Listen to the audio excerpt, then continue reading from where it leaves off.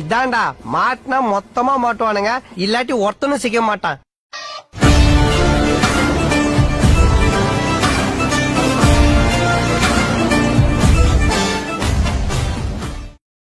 Hi guys, 96 அப்படின்ட்டு காலத்துக்கும் அழியாத ஒரு காதல் திரைப்படத்தை கொடுத்த பிரேம்குமாரோட அடுத்த படம், ரெண்டாவது படம் தான் இந்த மெய்யழகன்.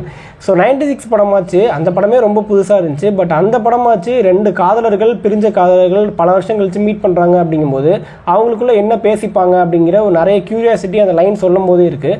பட் இந்த படம் மெய்யழகன் எடுத்துக்கிட்டிங்க அப்படின்னா ரெண்டு ஆண்கள், அதுலேயும் என்ன ஒரு பியூட்டினா அந்த ரெண்டு பேரும் ஒன்றும் அண்ணன் தம்பி கிடையாது, நெருங்கிய சொந்த பந்தம் கிடையாது, ஒரு தூரத்தை சொந்த மாதிரி தான். அவங்க ஒரு ஃப்ரெண்ட்ஸும் கிடையாது, அதே நேரத்தில் அவங்களுக்கு ஒரு சின்ன பாசிட்டிவ் இருக்குது, அவங்க கம்ப்ளீட் ஸ்ட்ரேஞ்சர்ஸும் கிடையாது அப்படின்ட்டு அந்த ரெண்டு கேரக்டர்ஸே ரொம்ப டிஃப்ரெண்ட்டாக இருந்துச்சு. இந்த ரெண்டு கேரக்டர்ஸை மட்டுமே நம்பி இந்த மொத்த படமே டிரைவன் ஆகுது. இப்படி ஒரு படம் தமிழ் சினிமாவில் எனக்கு தெரிஞ்சு அன்பே சிவம் தாண்டி வேறு எந்த படமும் அந்த மாதிரி தெரில. அன்பே சிவம் படம் கூட நிறைய காலகட்டத்தில் அதாச்சும் ஒரே நைட்டில் நடக்கிற மாதிரியான கதை கிடையாது. பட் இந்த மெய்யழகன் எடுத்துக்கிட்டிங்கன்னா ஒரு நைட்டில் நடக்கக்கூடிய ஒரு கதை தான். அந்தளவுக்கு ரொம்ப ஒரு கம்ப்ளீட்லி நியூ ஃபிலிம், கம்ப்ளீட்லி ஃப்ரெஷ்ஷாக இருந்துச்சு இந்த படம் பார்க்கும்போது. அண்டு ரொம்ப ஒரு ஃபீல் குட்டான படம் தான் இந்த மெய்யழகன். அப்படி என்ன ஒரு பயங்கரமான ஸ்டோரியா அப்படின்னா அதுவும் கிடையாது. ரொம்ப சிம்பிளான, ரொம்ப எளிமையான ஒரு ஸ்டோரி தான் இந்த படம். சொல்லப்போனால் அந்தளவுக்கு ஒரு ஸ்டோரியே இல்லைன்னு கூட சொல்லலாம். ஜஸ்ட்டு ரெண்டு கேரக்டர்ஸு, ரெண்டு வெவ்வேறு வாழ்க்கை கொண்ட ரெண்டு கேரக்டர்ஸு, அவங்க அந்த ரெண்டு பேரும் தனக்குள்ளே நடந்ததை, தன்னோட வாழ்க்கையை பற்றின நிறைய விஷயங்களை பகிர்ந்துக்கிறாங்க. ப்ளஸ் அவங்க ரெண்டு பேருக்குள்ள உள்ள அந்த பாண்டிங், அவ்வளோதான் இந்த படமே. பட் ஆனால் எந்த இடத்துலையும் உங்களுக்கு சலிப்பு தட்டாமல் அவ்வளோ பியூட்டிஃபுல்லாக சொல்லப்போனால் கார்த்தி பேசுகிறாரு, நீ பேசிகிட்டே இருப்பா, நீ எவ்வளோ நேரம் பேசு, நான் கேட்டுகிட்டே இருக்கேன் அப்படிங்கிற மாதிரி இருந்துச்சு. அவ்வளோ சூப்பராக இருந்துச்சு கார்த்தியோட கேரக்டரு. நீங்கள் இந்த படம் பார்க்கும்போது கண்டிப்பாக ஒரு இடத்துலயாச்சு மெய்யழகன் மாதிரி ஒரு வாழ்க்கை நம்ம வாழணும்டா, அட்லீஸ்ட் மெய்யழகன் மாதிரி நம்ம இருக்கணும்டா அப்படின்ட்டு கண்டிப்பாக ஒரு இடத்துலையாவது நினச்சிருப்பீங்க. ஏன்னா அந்த அளவுக்கு அந்த கேரக்டர் அவ்வளோ சோல்ஃபுல்லாக, அவ்வளோ ஒரு அழகான கேரக்டர். நிறைய இடத்துல திடீர்னு ஒரு குபீர் சிரிப்பு வரும், நிறைய இடத்துல திடீர்னு ஒரு எமோஷன் வரும். ரொம்ப அழகாக இருந்துச்சு இந்த கேரக்டர் பார்க்கவே. அதை கார்த்தியும் ரொம்ப சூப்பராக பண்ணியிருந்தார். நான் மகாநல்ல படத்தில் கார்த்தி இப்படி ஒரு கேரக்டர் பண்ணியிருப்பார். நிறைய படத்தில் அவரோட கேரக்டர் ரோல இப்படி தான் ஜாலியாக ஒரு கேர் ஃப்ரீ மேனாக இருப்பார்.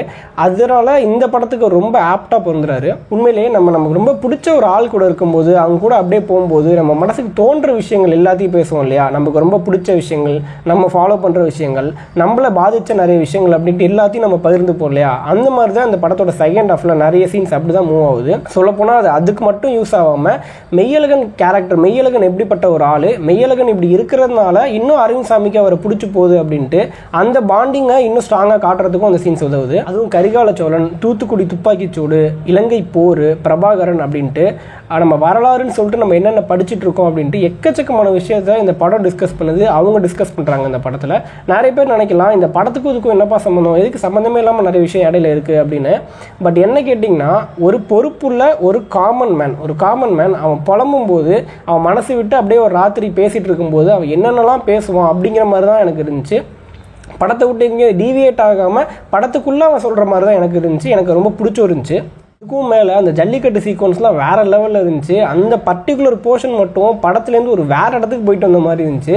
எனக்கு அந்த சீன்ஸ்லாம் பார்க்கும்போது ஒரு 10-15 நிமிஷத்துக்கே எப்படி இருக்கே, அப்போ ஒரு வாடிவாசல்னு ஒரு முழு படத்தையே வெற்றிமாறன் எடுக்க போகுது, அந்த படம்லாம் எப்படி இருக்கும் அப்படின்னு நினச்சி பார்க்கும்போதே ஒரு கூஸ் பம்ஸாக இருந்துச்சு. அந்த சீனில் மிக முக்கியமாக ஜல்லிக்கட்டு பேன் பண்ணியிருப்பாங்க. ஸோ ஜல்லிக்கட்டு பேன் பண்ணியிருக்கும் போது காளையை அழைச்சிட்டு கார்த்தி சும்மா ரோட்டில் அப்படியே வருவார். அந்த காளை அப்படியே வெளில வரதை பார்த்துட்டு மக்கள் எல்லாம் கொஞ்சம் ஜாலியாகிட்டு அப்படியே அந்த இள பசங்க எல்லாம், அந்த இளைஞர்கள்லாம் அவங்க அந்த மாடு பின்னாடியே ஓடுற மாதிரி, அது கூட அப்படியே சும்மா தொட்டு பார்க்குற மாதிரி பண்ணிட்டு இருப்பாங்க. அப்படியே ஒரு கிரவுண்டுக்குள்ளே போகிற மாதிரி இருக்கும். அந்த கிரவுண்டுக்குள்ளே அப்படியே அந்த பசங்க எல்லாம் ஜாலியாக அந்த ஒரு மாடு கூட அப்படியே விளையாடுவாங்க. அது பார்த்திங்கன்னா ஒரு கட்டத்தில் அதுதான் ஜல்லிக்கட்டு அப்படிங்கிற மாதிரி இருக்கும். அந்த சீனில் பர்டிகுலர் என்ன சொல்ல வராங்க அப்படின்னா, ஜல்லிக்கட்டுங்கிறது நம்ம இயற்கையாக நம்ம விவசாயம் பண்ணிட்டு இருக்கோம். நம்ம எல்லார் வீட்லேயும் அந்த காலத்தில் மாடு இருந்துச்சு. அப்போ மாடு கூட இளைஞர்கள் கண்டிப்பாக விளையாட முற்பட்டிருப்பாங்க. அது எப்படி ஜல்லிக்கட்டுங்கிற கேம் எப்படி ஒரு ஆரிஜின் ஆகிருக்கும், எப்படி உருவாயிருக்கும், அது இப்படி தான் உருவாச்சு அப்படிங்கிறத அந்த சீனில் காட்ட வராங்க.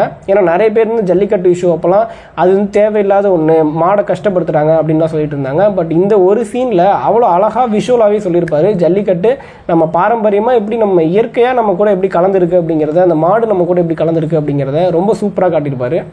இந்த படம் தஞ்சாவூர் பக்கத்தில் இருக்கிற நீடாமங்கலம் அப்படிங்கிற ஒரு இடத்துல நடக்குது. நீடாமங்கலம் திருவாரூர் டிஸ்ட்ரிக்டில் இருக்குது. அது ஆக்சுவலாக என் ஊர். ஸோ அந்த சீன்ஸ்லாம் அந்த படத்தில் பார்க்கும்போது நீடாமங்கலம்ங்கிற பேர் பார்க்குறப்போ, தஞ்சாவூர் டு திருவாரூர் அந்த பஸ்ஸு பார்க்குறப்போ பர்சனலாக எனக்கு கொஞ்சம் கூஸ் பம்ப்ஸ்லாம் ஆச்சு. இந்த படமே ரொம்ப ஒரு சோல்ஃபுல்லான ஒரு மூவி. ஸோ இந்த படத்தோட அந்த உயிரை கோவிந்த் வசந்தா அவரோட இசைனால் அப்படியே தாங்குறாரு. அந்த 96 படத்தில் எப்படி எல்லா சாங்ஸும் அவ்வளோ ஒரு சோல்ஃபுல்லாக இருக்குமோ அதே மாதிரியே இந்த படத்தோட சாங்ஸுமே ரொம்ப சோல்ஃபுல்லாக அந்த படத்தோட ரொம்ப நம்ம கனெக்ட் ஆகிறதுக்கு இன்னும் ஒரு பிரிட்ஜாக இந்த சாங்ஸ்லாம் இருந்துச்சு, இந்த மியூசிக்லாம் இருந்துச்சு. லாஸ்ட் 10 மினிட்ஸ் மட்டும் கொஞ்சம் வளவலான்னு இழுத்த மாதிரி இருந்துச்சு. ஒரு 5 மினிட்ஸ் முன்னாடியே முடிச்சிருந்தா டக்குன்னு கிறிஸ்பாக இருக்கும் அப்படிங்கிற மாதிரி எனக்கு தோணுச்சு. பட் மற்றபடி இந்த படம் ரொம்ப ஒரு ஹோல்சமான ஒரு மூவி. இந்த படத்தை போய் நீங்கள் தேட்டரில் உட்காந்து பார்த்தீங்கன்னா ஒரு ஸ்மைல் உங்கள் ஃபேஸில் இருந்துகிட்டே இருக்கும். கண்டிப்பாக குழந்தைங்களோட ஃபேமிலியாக அந்த படத்தை பார்க்கலாம். கண்டிப்பாக எல்லாம் தேட்டரில் பாருங்கள், மிஸ் பண்ணுறாங்க. பாய். மறக்காம சர்ப்ரைஸ் பண்ணுங்க. தேங்க்யூ.